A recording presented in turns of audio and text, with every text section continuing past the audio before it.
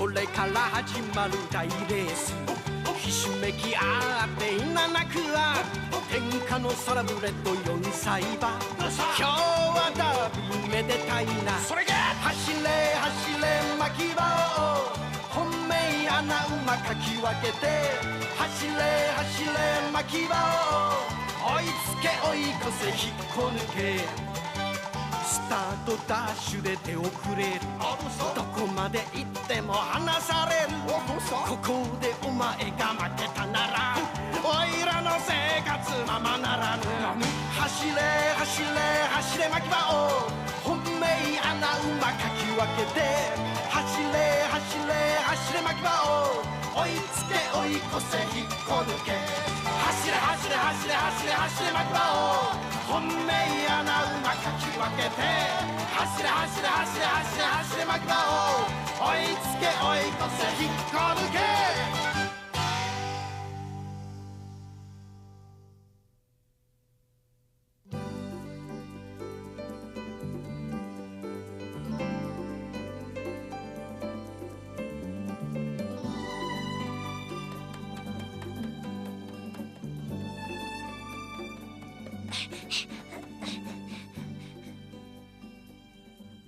Pasensya na ho kay sir. Kung pwede, bigyan mo pa ako ng ilang araw para mabayaran ko yun. Huwag ka mag-alala. Konting oras na lang mangangalak na yung kabayong lagi nagpapapanalo sa akin. Oo. Sige ho, sir. Sa susunod na lang, babayaran ko kayo kaagad. Sige. Bye. Ay, ang bihira. Nagkautang na naman ako kay Styro ng 1 milyon. Hindi bale, maliit lang ang halagang yun. Hintayin niya makapanganak si Midori. Makakabayad din ako. Papa! Bakit Mataro? Ano nangyari? Pa! Sumama kayo sa akin! Dalian na natin, manganganak na kasi si Midori! Nabigla ang lahat sa pagsilang ko! Ano, Midori? Kumusta? Okay ka lang ba? Kumusta ang lagay niya? Lumalabas ang paa ng anak niya! Ano? Naunang lumabas ang paa! Ano? Ang ibig bang sabihin nakabaliktad? Ang ibig sabihin niyan, yung paa sa likuran ng anak niya! Hindi ko mahila. Ang hirap ilabas. Paano na? Pababayaan na lang natin? Ano yung sinabi mo? Nasisiraan ka na ba? Bakit ka nagsasalita ng ganyan? Si Midori yan, ang premiado kong kabayo, ang numero 1 kabayo. Hindi ko siya pwedeng pabayaan sa sitwasyong yan. Naiintindihan mo ba ako? Pero hirap na hirap naman si Midori. Sige, punasan mo na lang muna yung pawis. Sige. Okay na, napunasan ko na. Sabi ko yung pawis, Midori! Hindi pawis mo! Ayun! Tignan niyo yan! Lumalabas sa mag-isa yung anak ni Midori! Ayan, sige, konti na lang! Sige, konti na lang! Kaya mo yan? Sige, makakalabas ka na! Sige yan, malapit na! Dali ko, Yan, sige, ikaw na lang!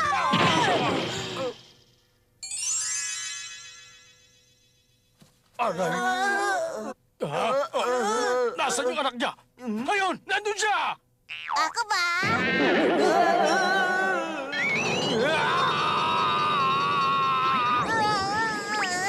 Hoy! Ba't ka ganyan? Anong klaseng hayop ka? Ha? Ano ba ako? Teka, ano nga bang hayop ako? Hindi ko alam eh. Sige, babalik na lang uli ako sa Hoy! pinanggalingan Hindi ko. ka pwede bumalik dyan! Pinapakilala ko sa'yo. Ito nga pala ang papa ko. Siya ang may-ari nitong Green Meadow Farm. Yun ang tawag sa lugar na to. At ako naman ang anak niya na si Mataro. At siya naman, siya nagtatrabaho dito sa Green Meadow Farm. Halika. Tingnan mo siya. Si Midori ang mama mo. Siya ang mama ko? Ah. Dapat maging magaling at sikat na kabayo ka rin katulad ng mama mo. Malabo mangyari yan. Wala sa ganyang klase magiging ganon. Huwag niyo naman nung sabihin yan. Tsaka pareho lang naman ang balahibo ni Ogie at tsaka ni Mark ang balahibo niya. Magiging magaling din siya kabayo. Tingin ko kakaiba siya. Iba't ibang kulay lang na kabayo nanganganak ng ganyan. Oo nga no, tama ka dyan. Ah. Hindi naman batik-batik ang kulay ng ama niyang si Dama. Ah. Mukhang kakaiba siya. Ha? Teka, saan galing ang burikong to? Ba't umihi ka sa akin? Bumalik ka dito!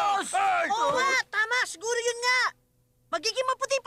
Ano? Ibig sabihin, isang pagbabago lang yan sa sistema ng pagiging kabayo niya? Parang tulad din pala sa puting tigre at puting leon. Ang ibig mong sabihin, magiging mahusay na pangarerang kabayo ang burikong to? Huh? Ha? Ay, dyan na kayo! Matutulog na lang ako!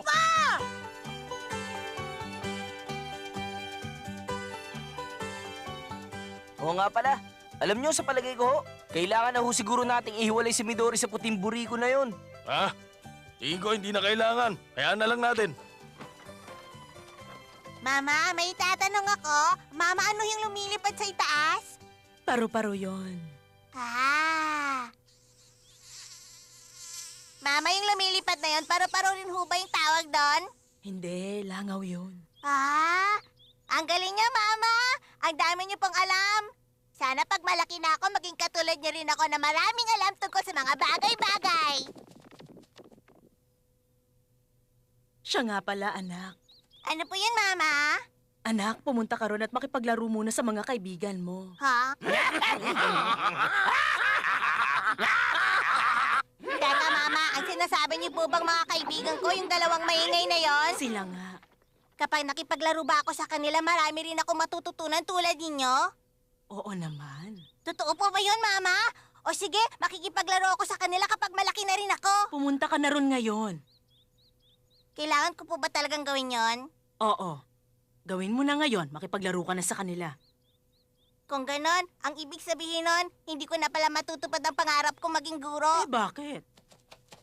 Kasi tignan niyo, malaki na sila. At saka kakaiba ako sa kanila. Hindi ka naiiba. Kaedad mo lang silang dalawa. Ha? Kaya lang marami pa po talaga akong gagawin eh. Bukas na lang ako makikipaglaro. Bumalik ka nga rito! Bitiwan niyo po ako! Hindi pwede. 500 kilo ang timbang ko pero nahihila niya ako. Hindi ko na kaya.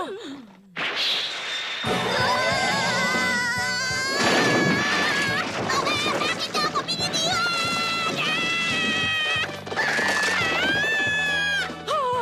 Napakabilis niyang tumakbo. Ang galing niya! Ang bilis! Sabi ko na eh, kakaiba talaga ang kabayo na yun eh! Ako, paano kaya ako titigil?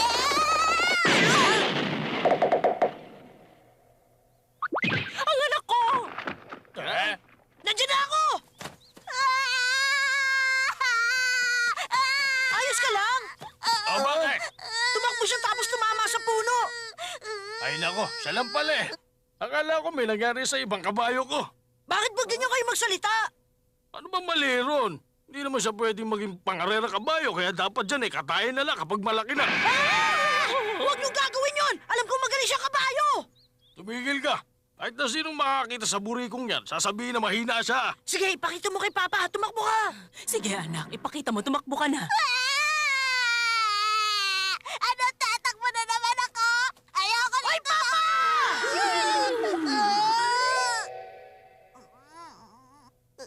Sige na naman anak, tumakbo ka na paikot. Ayoko nga! Teka, bakit ba kasi gustong-gusto niyo akong patakbuhin? Anak, kaya ka isinilang dito sa mundo para tumakbo. Pero ayoko talagang tumakbo, Mama! Dahil doon nasaktan ako kahapon! At dahil sa nangyari kahapon, pinapangako kong hindi na ako aalis sa tabi niyo! Ibig sabihin, susunod siya kahit saan ako pumunta. O sige anak, simula ngayon hindi na kita pipiliting tumakbo. Basta palagi ka lang sa tabi ko kahit saan ako pumunta, ha? Pangako, hindi ako aalis sa tabi niyo! Halika, sumunod ka. Opo! Ayan, ganyan nga. Hindi na siya ngayon matatakot basta nasa tabi ko lang siya. Siguro dapat bilisan ko na ang pagtakbo ko. Nasaan na siya? Papa, dali! Tingnan niyo! Ha? Ngayon na! Dali! Sundan mo ako! Mama, hintayin mo ako! Teka, ano yun? Isang kalamidad! Ang galing niya talaga, Papa! O ikaw, dalihan mo! Tingnan mo yun nandun! Ano ba yun? Tingnan mo, may UFO! Oo, aeroplano yan. Midori! Midori! Mama, anong nangyari? Ayos ka lang ba? Ayos lang. Paano na yan? Hindi ko na siya masasabayan sa pagtakbo sa kalagayan kong ito. Pag hindi siya makatakbo, baka ibenta siya sa palengke. Paano na kaya?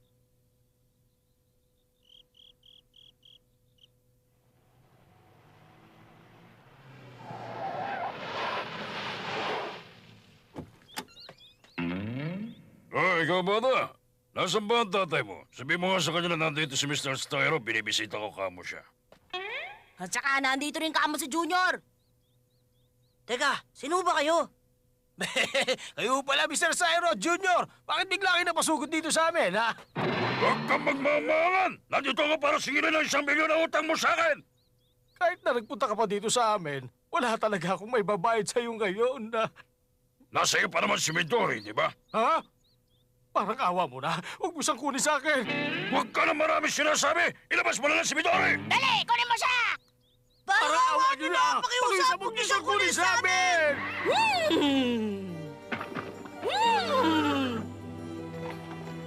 Teka, Midori! Bakit? Ano ginagawa mo? Ma? Ma? Ay, Midori! Ba't pumunta ka dyan? Huwag mong gawin yan. Hindi ka pwedeng sumama! Mama? Patawarin mo ko, anak. Wala akong magagawa. Kailangan ko talaga itong gawin.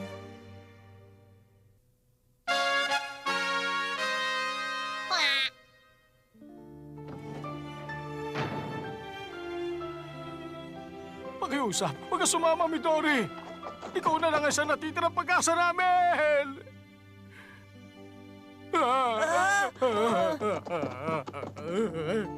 Mama, bakit nandyan ka? Saan ka ba pupunta? Mama! Teka, ano naman ang isang to? Kayo, Manong, ano ho bang pangalan nyo? Sabi, lumayo ka! Mama! Huwag niyo akong iwan! Ano mo napakaingay mo? Umalis ka na rito! Buriko! Mama! Mama! Hindi ka pwedeng sumunod. Dito ka lang. Anak, mag-iingat ka, ha? Mama! Huwag kang sumama sa kanila! Huwag kang umalis! Sige, dyan na kayo! Aalis na kami! Mama! Huwag mo akong iwan! Paalam sa'yo, anak ko. Umaasa ako, anak, na balang araw makakatakbo ka rin sa harap ng maraming tao. Anak ko! Mama! Aba, tignan mo! Napakalakas naman niya! Paano yan, boss? Mukhang hindi natin siya kaya pigilan. Buriko! Totoo ba to? Ginawa to ni Midori para ipakita kay Papa na kayang tumakbo ng anak niya. Oy, Papa! Bakit mo ba ako tinatawag? Ha? Hindi pa rin umubra. Takot talaga ang anak ko na tumakbo. Hintay, Mama!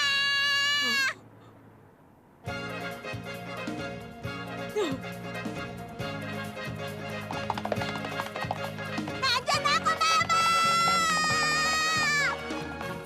Anak ko!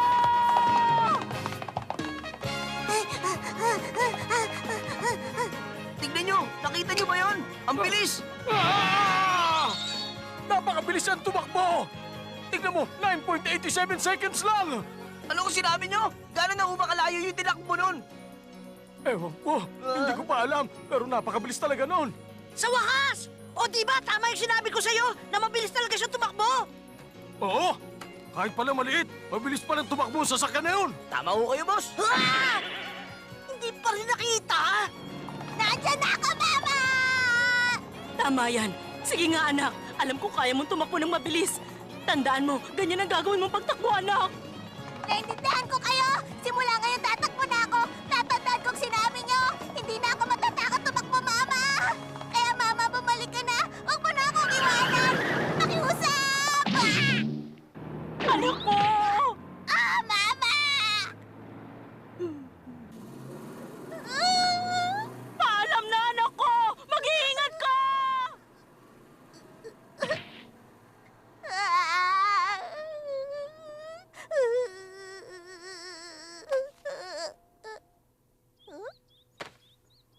Teka, parang dasal to ah. Ginagamit to ng nanganganak. Ginamit ito ni Mama. Tama, ginamit niya to para hindi siya mahirapan at para maipanganak ako ng ligtas.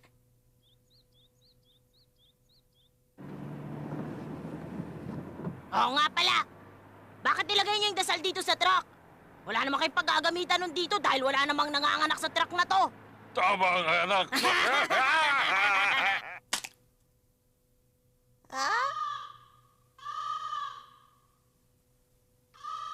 Ha? Tingnan niyo, Papa, bumalik siya! Boriko! Papa, Hmm? simula ngayon ako na ho ang bahala mag-alaga sa kanya. Pinapangako ko, Papa, magiging magaling siyang kabayong pangarera. Nakikiusap po ako, wag na ho siyang ibibenta. Papa, pwede ho ba? Sige, kung yan ang gusto mo. Ha?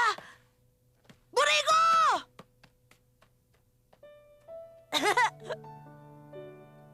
Kaya lang, simula ng araw na yon, naging madalang na siya magsalita.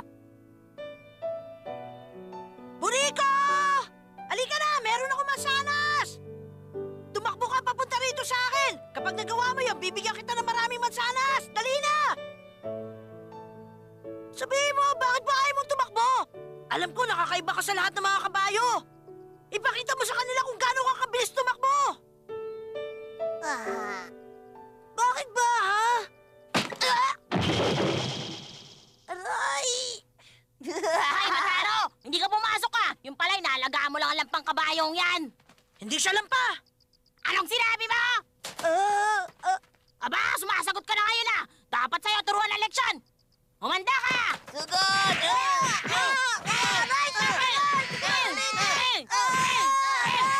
Alam mo, yung ganyang klaseng kabayo, dapat yan kinakatay na lang!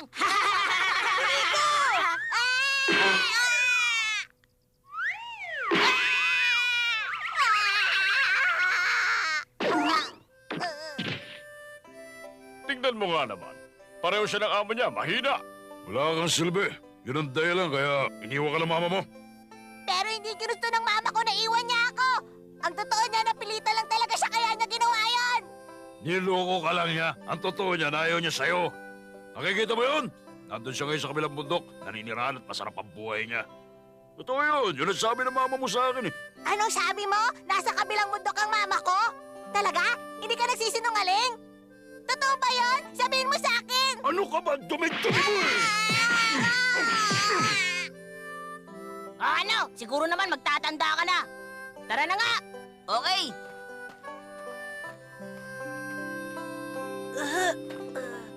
Asan siya?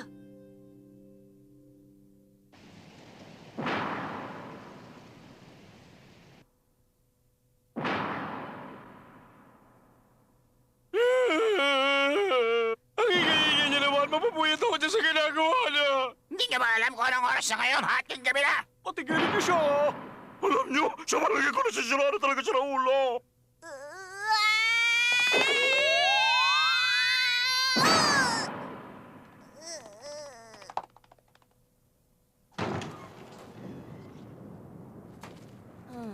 Oh, tumigil na yung ingay. Pero ano kaya yung ingay na narinig natin kanina? Ha? Aba, teka! Ano ba to? Ha? Ha? O bakit? Wala siya! Wala na yung buriko dito! Pero imposible ito. Nasira niya tong harang, gawa to sa matigas sa kahoy. Pero boss, imposible yata masira yan ng isang buriko. Huwag na tayo mag-aksaya ng panahon! Hanapin na natin siya! Huwag ka mag-alala. Sa palagay ko, hindi niya makakayang sirain yung gate, kaya hindi siya makakalabas ng rancho.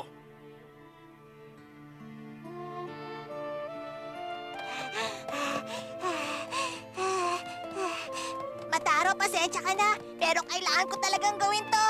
Kailangan ko makarating sa kabilang bundok para makita ko ang mama ko.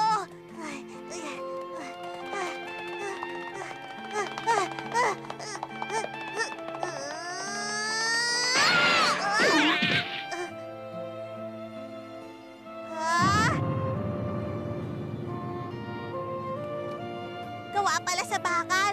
Paano na yan? Hindi na yata ako makakaalis dito. Wala kang silbi. Yun ang dahilan kaya iniwan ka ng mama mo. Nakikita mo ba yun? Nandun ngayon sa kabilang bundok na ninirahan ng mama mo. At napakasarap ng buhay niya.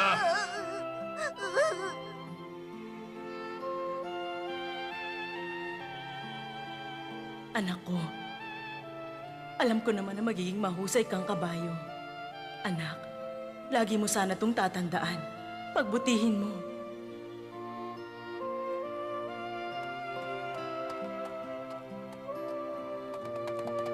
Palalagpasan ko to!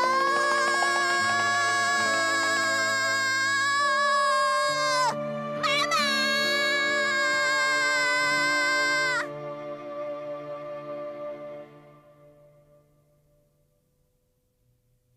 馬並みなのねあなたとっても馬並みなのね私は鳥太いというのなら見せてやろうか肝っ玉硬いと